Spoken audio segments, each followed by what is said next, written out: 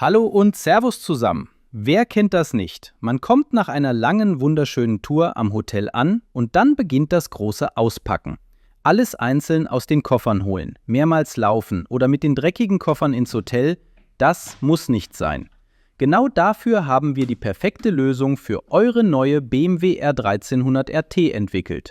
Unsere passgenauen Innentaschen für die originalen Vario-Koffer. Schauen wir uns mal an, wie genial einfach das Ganze ist. Ich habe hier schon eine unserer Taschen für den Wochenendtrip gepackt. Ihr öffnet einfach euren Koffer und setzt die Tasche ein. Seht ihr das?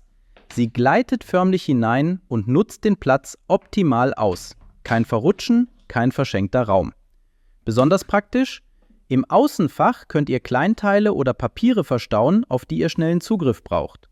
Mit dem praktischen Henkeln wird das Be- und Entladen am Zielort zum Kinderspiel. Eine Tasche pro Koffer und schon ist alles im Hotelzimmer.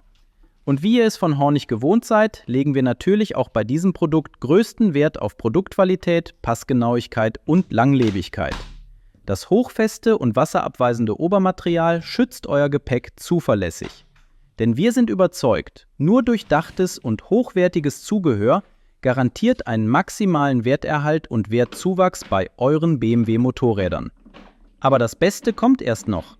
Wenn die große Urlaubsreise ansteht, nutzt ihr natürlich die volle Größe eurer Vario-Koffer. Und jetzt der Clou: unsere Innentasche wächst einfach mit.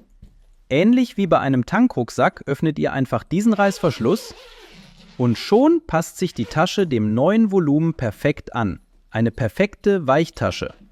So wird auch im erweiterten Zustand jeder Kubikzentimeter optimal genutzt. Einfach Deckel zu und fertig. Macht euch das Leben leichter und eure nächste Tour noch entspannter. Auch bei uns im Shop vorbeischauen und eure neuen Koffer-Innentaschen sichern. Den Link findet ihr wie immer direkt hier unten in der Videobeschreibung. Servus, bis zum nächsten Video.